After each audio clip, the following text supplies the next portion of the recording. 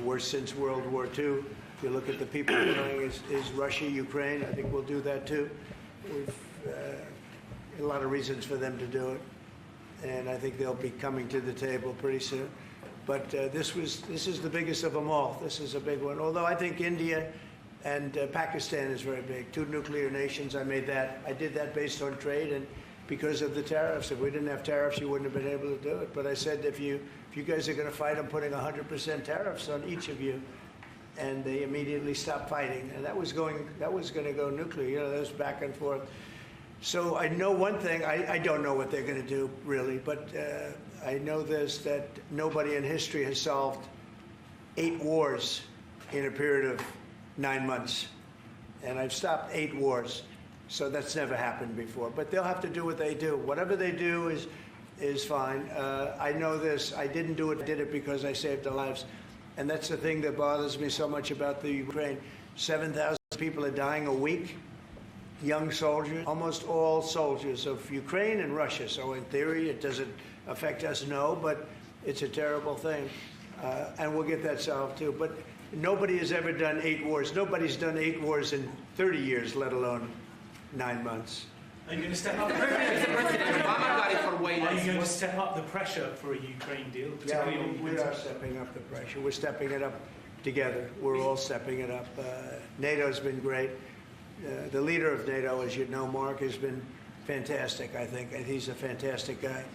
And they are stepping it up. And we're selling a lot of weapons to NATO. And that's going, I guess, to Ukraine for the most part. That's up to them. But they're buying weapons from the U.S. We make the greatest weapons in the world. You buy our planes and a lot of our equipment. And you have a big force, actually. You have a tremendous force of equipment. So I think we'll get that one done too, yeah. President Obama got it for way less. I want to finish, maybe. Mr. President, I'm from Finland. Mr. President, I'm from Finland. See, okay? Yeah. Am I okay? He's all right. I'm all right. Mr. You President. look great. Yeah, President. You are buying icebreakers from Finland. Yeah. But what if Russia and Vladimir Putin attacks Finland? Would you defend Finland? I would. Yes, I would. They're a member of NATO. I would. They're great people, but I don't think that's going to happen. I don't think he's going to do that. Yeah. I think the chances of that are very, very small. But it's very interesting because you have a military to your size. You have a very powerful military, one of the best. Certainly, we will be there to help. Okay? Thank you. Okay, please. Mr. President, thank you. We have a big border, as our president said. How would you exactly defend Finland? And yeah, thank you. Say what? How would you defend Finland?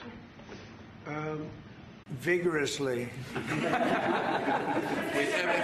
I just add on that? We're very pleased with the fact that we have so much training going on with American soldiers right now, so they're getting experience from Arctic conditions, and we're integrating our militaries together, working not only through the DCA agreement, but other ways as well. We see that day to day in the work that we do, and it's working well. Okay? Yeah. Please. Yeah, thank you. How do you see this? From? I'm from Finland too. Yeah, a lot of Finns. It's very impressive. So, Mr. I like President. them better than our reporters. Thank you.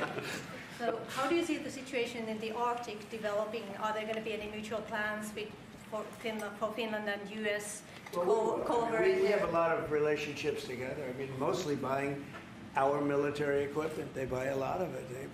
They have an order, I guess, 60 planes, 64 F-35s, and many other things too.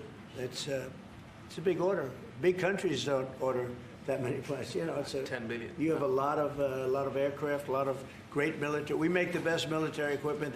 They buy a lot from us, so it's very good. We're going to work together very closely with Finland and with NATO. We have a very good relationship. As you know, I requested that they pay 5%, not 2%, and most people thought that was not going to happen, and it happened virtually unanimously. We had one laggard. It was Spain. You have to call them and find why are they a laggard, And they're doing well, too. You know, the funny thing, because of a lot of the things we've done, they're doing fine. They have no excuse not to do this, but that's all right. Maybe you should throw them out of NATO, frankly. Please, go ahead. What are you planning to do with Tall that? gentleman, nice tall gentleman, go ahead, with the yellow shirt. Thank you, Mr. President. I wanted to change gears just really quickly and ask you, you're going to Walter Reed tomorrow? What are you having done? And how are you feeling? I'm meeting with the troops, and I'm also going to do a sort of semi-annual physical, which I do. And I think I'm in great shape, but I'll let you know. But I have no difficulty thus far. Is there wood around here? I'll knock on. No difficulty. Physically, I feel very good. Mentally, I feel very good. You know, I did about 6, 7 months ago. I do physicals. I like to, when I'm around, I like to check always early, always be early. It's a lesson for a lot of people. But I also did a cognitive exam, which is always very risky because if I didn't do well, you'd be the first to be blaring it. And I had a perfect score. And one of the doctors said he's almost never seen a perfect score. I had a perfect score. I got the highest score. And that made me feel good. When they asked, would I like to do one, I said, yeah. I said, did Obama do it? No. Did Bush do it? No. Did Biden do it? I definitely did. Biden wouldn't have gotten the first 3 questions right. No, Biden didn't do it. Biden should have done it. I'm actually a person that believes that if you're president, you should do a cognitive exam. But last time I took a cognitive exam, and it was a perfect score. The doctors announced it. And by the way, not the easiest test. The first few questions are pretty easy. Once you get into the middle, it gets a little trickier. And there aren't a lot of people in this room that would get every single question right, I can guarantee you. You're putting me in a difficult spot now. Next question. Mr. President, Trump got the Nobel Peace Prize for way less than you did, and President Obama got the Nobel Peace Prize He for got a way prize less. for doing nothing. Exactly. Obama got a prize. He didn't even know what he got. He got elected, and they gave it to Obama for doing absolutely nothing but destroying our country. No, he was not a good president. The worst president was Sleepy Joe Biden, but Obama was not a good president. Are you going to do something with the They gave Hezbollah? him a prize. How many months after he won the election, then they gave him the Peace Prize, right? It was right after he was elected. Are you going to take My election was a much more important election. Now that you're fixing the situation between Hamas and Israel, are you going to be taking care of the Hezbollah or the Lebanese armed forces to take We're care of looking at it? that, yeah, we'll be able to do that. That will be, it's a smaller part of the puzzle, but very important part. They have a great new ambassador that I appointed, Michelle, great new ambassador, so yeah, please. Mr. President, you said that the hostages will be released on Monday or Tuesday. What's your strict deadline? When do they have to get released? Well, And how I do you think make it's going to sure be Monday or party Tuesday. It's going to be around that time, yeah. They're working on it very hard. Tuesday after They're that? in very diverse parts of the earth, okay? They're very, very diverse. Actually, it's, I think they're going to come through. I'd be surprised if they didn't. I think it'll happen. Mr. President. Thank you, sir. The 19th point of the 20-point plan said that in the future there could be conditions in which the Palestinians might eventually get a state. Under what conditions do you think the Palestinians could have their own We'll look state at in the it at the future? time. We're going to see how it all goes. And, you know, there's a point at which we may do something that would be a little bit different and may be very positive for everybody. But we'll be looking at that at the time. Mr. President. I think we'll get to that. I think we'll get to that period, too. Yeah, please. Mr. President. Yeah, please, Lassen. Thank you. Mr. President, the United States has previously said that that Europe would have to take more responsibility for its own security. Are you or the U.S. planning to withdraw some of the U.S. forces from the European soil? No, but we may move some around a little bit. I'd ask you that question, Pete. Go ahead. I think that's right, Mr. President. We're very much heartened by your leadership to get NATO to rise up to 5%, which means they can take primary responsibility for defense of the continent. But that doesn't mean America is abandoning NATO in Europe. But we could look at where our troops are postured, what makes the most sense for America and our NATO allies. We have a lot of troops in Europe, as you know, a lot. And we can move them around a little bit. But no, basically we'll be pretty much set. Go ahead, what's the second? My second question would be, are you planning to impose more sanctions on Russia at this point? I might, yeah, I might. Mr. President, your 20-point plan says we will encourage people to stay. Can you confirm that as Gaza is rebuilt, that no one will be forced to leave? Yeah, nobody's going to be forced to leave. No, it's just the opposite.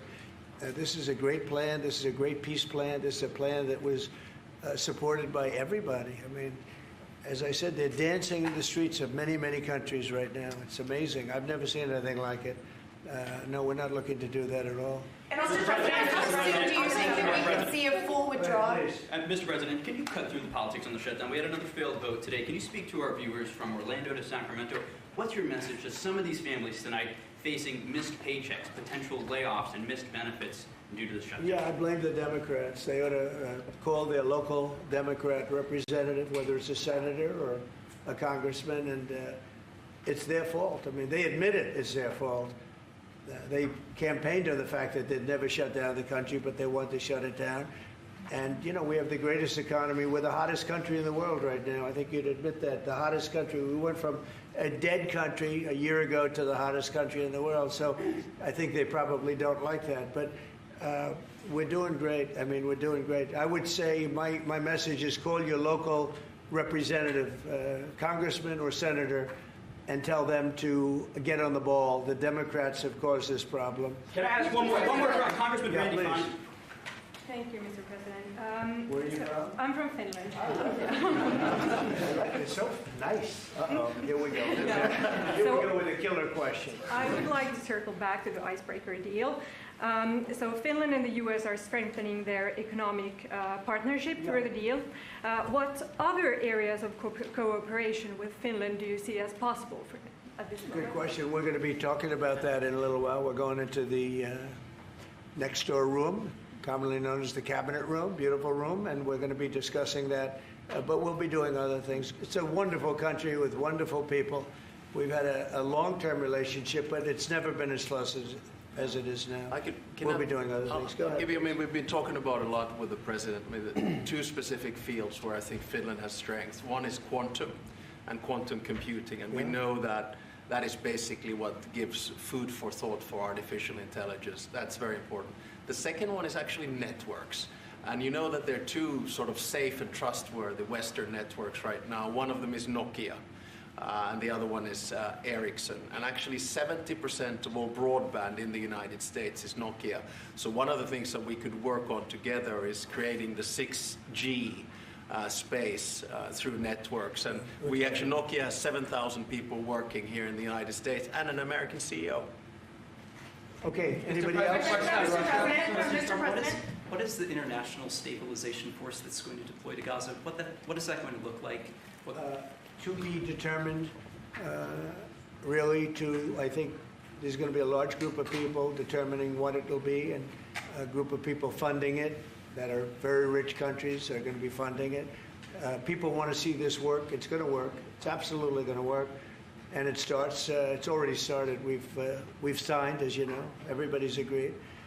I think Monday is going to be a very big day, Monday, Tuesday, but it's going to be, depending on where you are, it's going to be a very big day. I think it's going to be a day of great celebration. I've never seen anything like it. The streets of so many countries right now, they're just roaring with love and with praise for the people that did this. And these are countries that did this. The whole world came together for this, even Iran. And I really thank them for it. Iran came out and said this is a good thing. This is a very good thing. So it was terrific. It's been a terrific experience for me. Thank you very much, everybody.